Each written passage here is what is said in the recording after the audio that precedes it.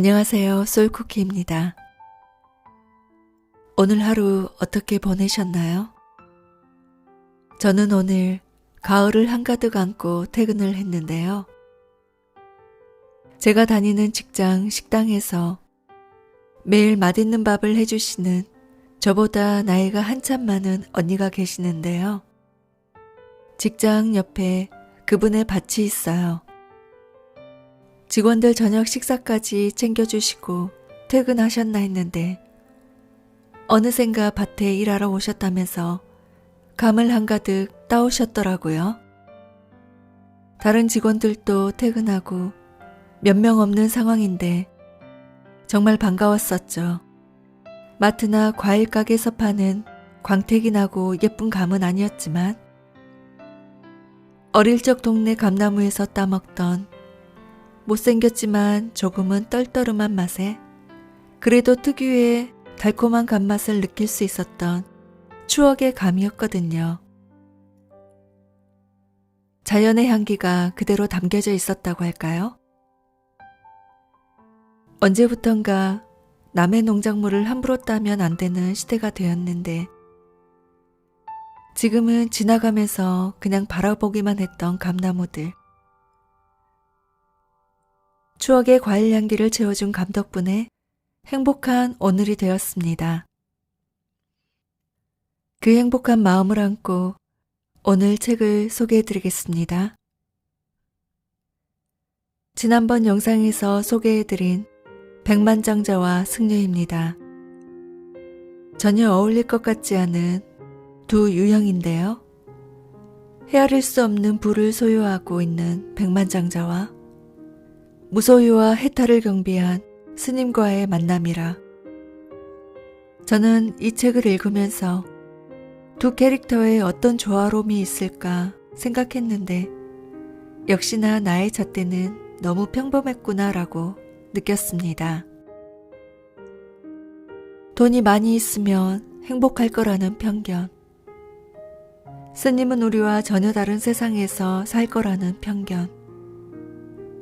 이 둘은 서로 정반대의 길을 걸었지만 각자의 길에서 경지에 도달했습니다. 하지만 수천 년간 많은 일을 세운 질문 앞에선 똑같이 걸음을 멈추었습니다. 그래서 당신은 행복한가요? 두 번째 내용을 소개해드리겠습니다.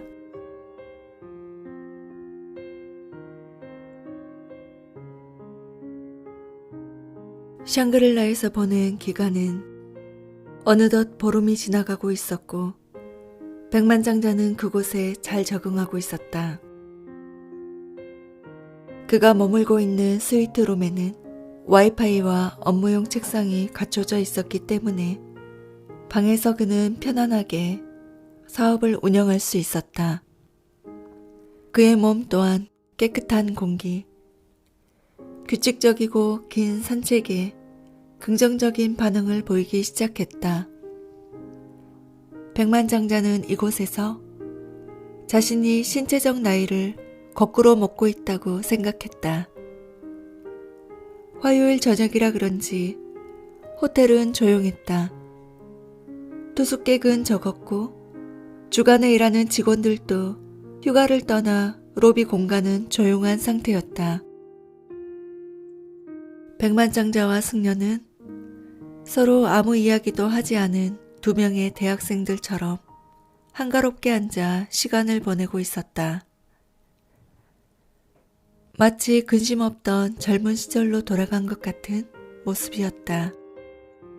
어쩐지 처음 봤을 때보다 지금이 훨씬 더 건강해 보이는군요. 승려는 백만장자에게 말했다. 그렇지요? 오늘 아침 허리 둘레가 줄어든 것을 알게 됐답니다. 허리 통증도 나아졌고요. 그래서 집으로 돌아가면 대학 시절에 탔던 오토바이를 다시 타보려고 생각 중입니다. 백만장자는 웃으며 농담을 던졌다. 잘 아시겠지만 절에서도 건강에 많은 관심을 기울이지요. 갑작스레 부드러운 목소리를 지닌 어떤 사람이 대화에 합류했다. 라마 주지승이 호텔에서 손님들을 대상으로 탕카 그림 수업을 진행하고 있는 제자들을 확인하러 왔다가 백만장자와 승려가 여유롭게 시간을 보내고 있는 모습을 발견하고는 자신도 합류하기로 결정한 것이었다. 아무 일도 하지 않을 때면 종종 신성한 에너지가 깃드는 법이다. 우리 불교인들은 몸을 빌린 것으로 여깁니다. 따라서 영원히 잘 머무를 수 있도록 몸을 건강하게 유지하는 것이 우리의 책임인 것이죠. 건강한 몸은 행복에 있어서도 아주 중요한 요소입니다. 라마는 벽난로 옆 빈 의자에 천천히 앉으며 부드럽게 말했다. 몸이 아프면 마음도 가라앉으면서 우울해졌던 경험이 있을 겁니다. 이런 단순한 경험만 떠올려봐도 몸이 아프면 행복하기 어렵다는 사실을 알 수 있습니다. 따라서 행복해지기 위해서는 신체적 건강이 중요한 역할을 한다는 사실을 인정하고 몸을 잘 돌보면서 감사하다고 여기는 태도가 꼭 필요하다고 할 수 있습니다. 라마 주지승의 말에는 일리가 있었다. 신체의 건강이 행복을 가능케 해준다. 건강한 몸은 영양, 운동, 휴식이라는 세 가지 측면이 조화를 이룬 결과입니다. 이 세 가지 요소가 건강을 유지하고 향상시키는데 매우 중요한 역할을 합니다. 이 중 한 가지 구성 요소만으로는 충분치 않으며 모든 것이 균형을 이루어야 건강하고 행복한 몸을 만들 수 있습니다. 1920년대 당신이 먹는 것이 바로 당신 자신입니다 라는 말로 서구에서 잘 알려졌던 미국의 영양학자 빅터 린들러에 대해 들어보셨을 것입니다. 이 말의 뜻은 우리가 먹는 음식이 육체적, 정신적 건강을 결정한다는 것이죠. 그리고 티베트에서는 이미 오랫동안 이런 일을 실천해 왔습니다. 또한 이것은 시대적 상황과도 관련이 있습니다. 우리에게는 식생활에 있어서 과거였다면 불가능했을 다양한 선택권이 주어졌기 때문입니다. 인류 역사상 처음으로 우리 문명은 몸이 필요로 하기 때문이 아니라 식사하는 즐거움을 위해 음식을 섭취하고 있습니다. 점심 식사를 하려면 사냥을 나가야 했던 우리 조상들과는 달리 지금은 봉투를 뜯기만 해도 마법처럼 점심이 차려지지요. 그러나 먹는다는 것은 단순히 몸에 영양을 공급하는 것과는 다른 개념입니다. 인체는 건강한 삶을 살기 위해서는 구체적인 요건을 필요로 합니다. 그렇기 때문에 몸에 영양이 부족하면 심각한 부작용이 일어날 수 있습니다. 반대로 식생활을 개선하면 감정적으로도 신체적으로도 더 좋은 삶을 살 수 있겠죠? 건강한 신체를 유지할 수 있게 만드는 두 번째 요소는 바로 운동입니다. 현대인들은 주로 앉은 상태에서 생활을 하고 있습니다. 각종 기계와 장비를 쉽게 활용할 수 있어 일상에서 몸을 쓸 일이 많이 줄었죠. 심지어 승려들도 SUV를 타고 다니기 시작했고요. 라마는 장난스럽게 웃으면서 승려를 향해 또 한 번 농담을 던졌다. 이러한 편리는 정신활동을 추구할 수 있는 시간과 능력을 허용하고 향상시켰지만 몸은 여전히 활동을 필요로 합니다. 여러 과학 연구에 따르면 운동과 행복 사이에는 강력한 상관관계가 존재하죠. 운동을 하면 엔돌핀을 비롯해 기분을 향상시키는 뇌에 화학물질이 증가된다는 것이 과학적으로 이미 입증되었습니다. 또한 코티솔이라는 스트레스 호르몬 수치도 감소하고요. 작은 신체 운동만으로도 우울증, 불안, 스트레스를 비롯해 여러 감정적인 문제와 정신질환에 상당한 치유 효과를 볼 수 있습니다. 요가나 긴 산책 같은 운동을 규칙적으로 10분 내지 15분이라도 하는 것이 좋은 출발점이 될 수 있겠지요. 마지막으로 잘 자는 것 또한 굉장히 중요합니다. 최고 경지에 이른 선승들은 종종 잠이 최고의 명상이다라는 말씀을 하셨죠. 라마는 달라이 라마를 생각하며 존경을 나타내는 의미로 잠시 눈을 감았다. 달라이 라마의 이름을 사용하는 것이 문제될 수 있기 때문에 라마는 지혜를 전한 사람의 이름을 명확히 언급하지 않았다. 하지만 듣는 이들은 모두 이것이 수면을 중요시하는 달라이 라마를 가리킨다는 사실을 알고 있었다. 수면은 신체와 정신 건강에 직접적인 영향을 미칩니다. 또한 그와 동시에 신체적, 정신적 웰빙에 있어서 필수적인 요소이지요. 휴식은 우리가 스스로 몸 상태를 조정하는 자연적인 원리입니다. 잠이 부족해지면 당뇨, 비만, 심장병, 면역저하, 기대수면 감소와 같이 생활 습관과 연관된 다양한 질병이 발생합니다. 그리고 현재 수면 부족은 조용하지만 점점 더 빠르게 현대인의 건강을 위협하는 주요 요소가 되어가고 있습니다. 잠들기 전까지 스마트폰을 쓰는 등 딴짓에 빠져 수면을 경시하는 경향이 위험한 수준까지 올라가고 있는 것이지요. 라마는 과학적으로 매우 정확한 논리를 구사하고 있었다. 이대로 의료학회에 참석해도 좋을 정도였다. 그렇다면 좋은 수면을 위한 조언을 좀 해주실 수 있을까요? 구루님? 백만장자가 물었다. 의학적 치료가 필요한 수준이라면 의사와 상의해야겠지만 그런 경우가 아니라면 숙면을 위한 비법은 매우 간단합니다. 아마 스님께서 잘 알고 계실 텐데요. 이 분야에서라면 박사 수준일 것입니다. 라마가 농을 던지자 승려는 미소를 지었다. 제가 실천하고 있는 방법들은 아주 간단합니다.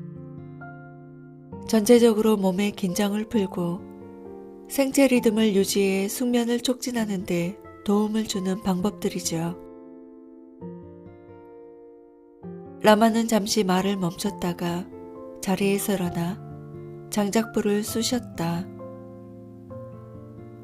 그러다가 백만장자를 바라보며 마지막 말을 던졌다. 이 말은 백만장자의 마음에 큰 울림을 남겼다. 마지막으로 그 어떤 사람도 여러분 대신 질병을 앓거나 고통을 대신해 줄 수 없다는 사실을 항상 기억하시기 바랍니다. 의학기술이 아무리 발전하고 자금 여력이 있다 하더라도 그것은 질병과 고통의 수준을 경감시켜 줄 뿐입니다. 생명을 연장시킬 수는 있겠지만 질병의 고통과 불행만큼은 고스란히 본인이 감당해내야 하는 것이지요. 물론 가족과 친구들이 본인을 안쓰럽게 여기면서 도덕적으로나 정서적으로 지지해 줄 수는 있겠지요. 하지만 그 누구도 당신의 몸을 건강한 몸으로 대체해 줄 수 없습니다. 그렇기에 질병과의 싸움은 항상 외롭고 불행한 싸움일 수밖에 없는 것이죠. 라마는 특유의 부드러운 어조로 말하고 있었지만 로비가 워낙 조용해서 그곳에서 근무 중이던 소녀조차도 그의 말을 듣고 이해할 수 있을 정도였다. 의도치는 않았지만 그렇게 또 한 사람이 라마의 지혜로부터 도움을 받게 된 것이다. 그날 이후로 백만장자는 아침에는 꼭 30분 동안 운동을 하기로 하고 잠자리에 들기 전에도 일정한 루틴을 따르겠다고 다짐했다.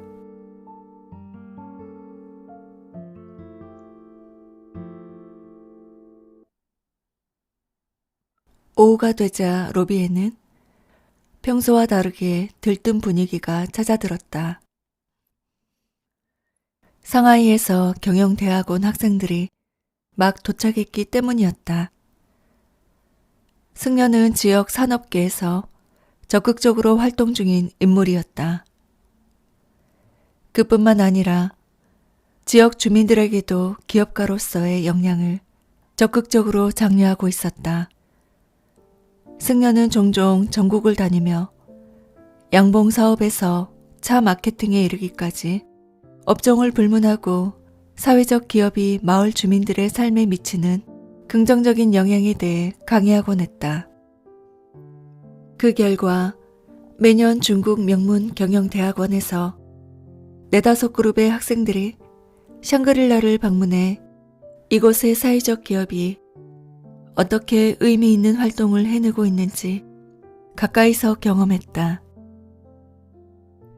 이번 방문 또한 그런 경우였다. 한 가지 아이디어를 떠올린 승려는 백만장자에게 열띤 얼굴로 이야기했다. 오늘은 돈 얘기를 좀 해주시면 어떨까요? 학생들이 모두 영어를 하거든요. 그러니까 백만장자가 하는 이야기를 들을 수 있다면 매우 좋아할 겁니다. 백만장자는 승려의 아이디어가 마음에 들었다.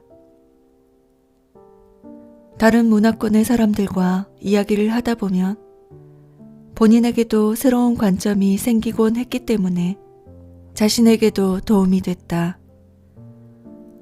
백만장자는 머릿속으로 그날 저녁 시간 준비를 하기 시작했다. 문제는 어떻게 학생들에게 흥미롭게 이야기를 들려줄 것인가 하는 것이었다. 고민 끝에 백만장자는 세션 제목을 행복은 살 수 있다라고 지었다. 물론 젊은 청중들에게는 그 반대 의견이 더욱 설득력 있게 들릴 것이란 사실도 그는 잘 알고 있었다. 식당에서 열린 이번 비공식 행사는 승려가 백만장자와 그의 업적을 소개하는 것으로 시작되었다. 백만장자가 마이크를 건네받자 청중들은 큰 박수로 그를 환영해 주었다. 타시텔렉 여러분, 저희 호텔에 오신 것을 환영합니다.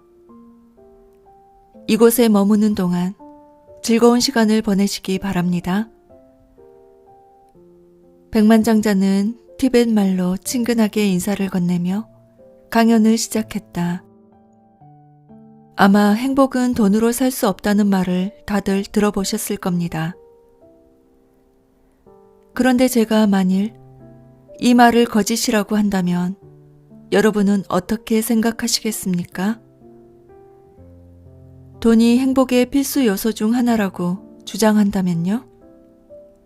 이 말은 여러분이 지금까지 들어온 것과 상반될 수도 있겠지만 바로 이것이 진실입니다. 청중은 귀를 기울였다. 좀 더 설명해보죠. 돈과 행복은 둘 다 대부분의 사람들이 이해하는 것보다 훨씬 크고 넓은 개념입니다. 다시 말해 행복은 단순한 방종이 아니며 돈은 단순히 현금을 보유하는 것만을 뜻하지 않죠. 백만장자는 청중들이 자신이 한 말을 이해할 수 있도록 잠시 뜸을 들였다. 그렇기 때문에 돈이라는 개념을 추구하는 행위와 무모하게 돈을 추구하는 행위를 서로 구분하는 것이 중요합니다. 후자는 확실히 바람직하지 않지만 전자는 본질적인 것이죠. 돈은 우리의 행복지수에서 없어서는 안 될 일부입니다. 아침에 조용히 차 한 잔을 마시거나 사랑하는 이와 점심을 먹을 때에도 돈은 필요합니다. 그러나 이것이 유일한 구성 요소일까요? 청중들로부터 수긍하는 듯한 웅성거림이 들려오기 시작했다. 사실 돈의 개념은 4가지 차원으로 구성됩니다.